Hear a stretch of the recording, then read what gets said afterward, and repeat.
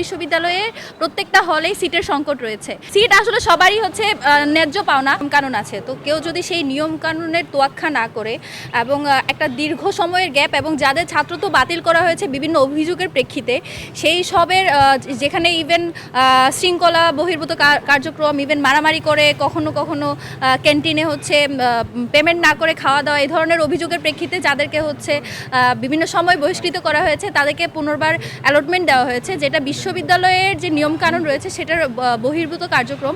তো তার প্রেক্ষিতে আমরা মনে করি যে এই ধরনের সংস্কৃতি যদি ফিরে আসে, কেউ যদি তাদের কোনো ধরনের পাওয়ার খাটিয়ে বিশ্ববিদ্যালয়ে যে শিক্ষার্থীদের যে চাহিদা, সিটের যে চাহিদা, আপনারা জানেন ঢাকা বিশ্ববিদ্যালয়ে প্রত্যেকটা হলেই সিটের সংকট রয়েছে। আমাদের কাছে প্রত্যেক দিন ডাকসুর অফিসে অন্তত 10 থেকে 15 জন আসে যারা সিট এখনও পর্যন্ত, যাদের সিট এনশিওর করতে পারিনি আমরা। বিশ্ববিদ্যালয়ের প্রশাসন বা আমরা যে কোনোভাবে চেষ্টা করেও পারছি না, বারবার এখানে সেখানে আমাদের দৌড়াদৌড়ি করা লাগছে।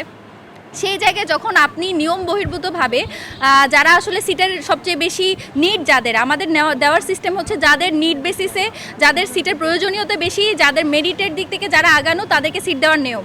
ইভেন মেয়ে হলগুলো, ছেলে হলগুলো প্রত্যেকটা হলে একই নিয়ম। ঢাকা বিশ্ববিদ্যালয়ে অনেক মেয়ে আছে যারা এখনও পর্যন্ত সিটে উঠতে পারেনি, তাদের যেখানে তাদের র্যাঙ্কিং হচ্ছে 18তম 19তম এরকম। তো সেখানে যখন আপনি 5-6 সেশনের কাউকে, যারা এত বছর ধরে ঢাকায় ছিল, তাদের তো থাকার একটা জায়গা ছিল এবং তারা থাকতে পেরেছে বলে ঢাকায় থেকেছে, সেখানে যখন আপনি তাদেরকে সিট দেন, ফার্স্ট ইয়ারকে বঞ্চিত করে, যারা মাত্র ঢাকায় এসেছে, তখন তো তাদের সাথে সেটা বেইনসাফি হয়। তো এই ধরনের বেইনসাফি আমরা প্রমোট করতে চাই না।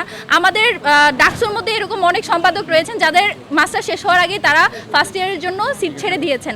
তো সিট আসলে সবারই হচ্ছে ন্যায্য পাওনা, কিন্তু সেই ন্যায্য পাওনা যখন আপনি আরেকজনকে বঞ্চিত করে শুধুমাত্র কোনো একটা বিশেষ গোষ্ঠীকে সুযোগ সুবিধা দেওয়ার জন্য সেই সিট তাদেরকে দিচ্ছেন, তখন কিন্তু ঢাকা বিশ্ববিদ্যালয়ে যারা সাধারণ শিক্ষার্থী আছে তাদের যে ক্রাইটেরিয়া, তাদের যে হচ্ছে চাওয়া পাওয়া, সেটা পূর্ণতা পায় না। এবং সেই জায়গা থেকে আমরা মনে করছি যে এটা একটা নিয়ম বহির্ভূত কাজ হয়েছে। এটা আমরা প্রশাসনকে জানিয়েছি এবং প্রশাসন আশ্বাস দিয়েছেন যে এটা যথোপযুক্ত ব্যবস্থা নেবেন।